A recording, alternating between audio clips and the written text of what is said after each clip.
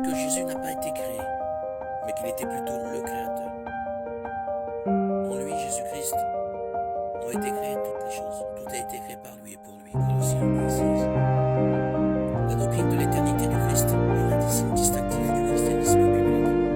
Si Jésus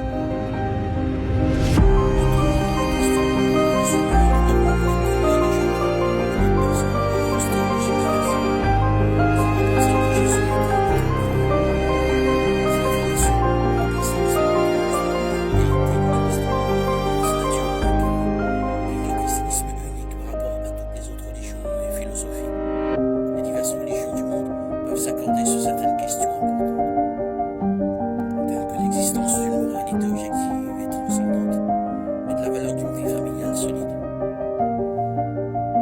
Et la réponse à la question qui est Jésus-Christ sépare rapidement ceux qui adhèrent au christianisme biblique de ceux qui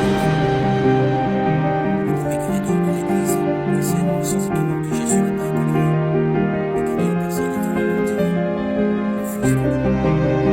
Nous sommes ensemble que Jésus est un bon fortuné,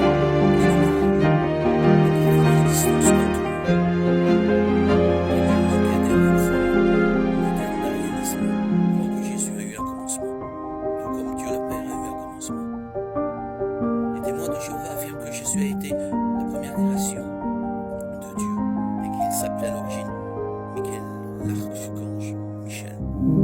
De quel côté du clivage créateur-créature Jésus se situe-t-il réellement?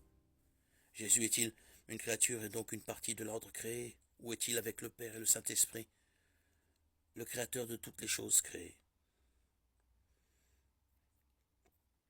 Jésus est-il d'une substance différente que le Père, comme le soutenait l'hérétique Arius au IVe siècle, où le Christ et le Père sont-ils de la même substance, comme le soutenait Athanase et comme l'a décrété le concile de Nicée?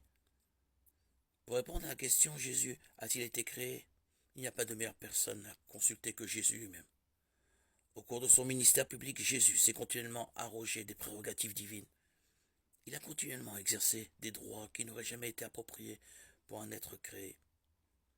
Il a dit qu'il était maître, seigneur du sabbat, Marc 2,28. Et puisque le sabbat a été institué par Dieu, la revendication de Jésus d'être maître du sabbat était une affirmation de déité. Jésus a parlé de sa connaissance unique et intime du Père, Matthieu 11,27, et de la gloire qu'il a partagée avec le Père, avant que le monde soit, Jean 17,5.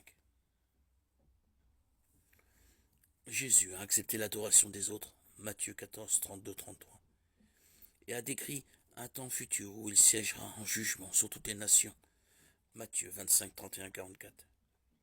Luc nous dit que Jésus est allé jusqu'à pardonner personnellement les péchés d'une femme, ce que seul Dieu ne peut faire, et a attribué son pardon à sa foi en lui, Luc 7, 48, 50.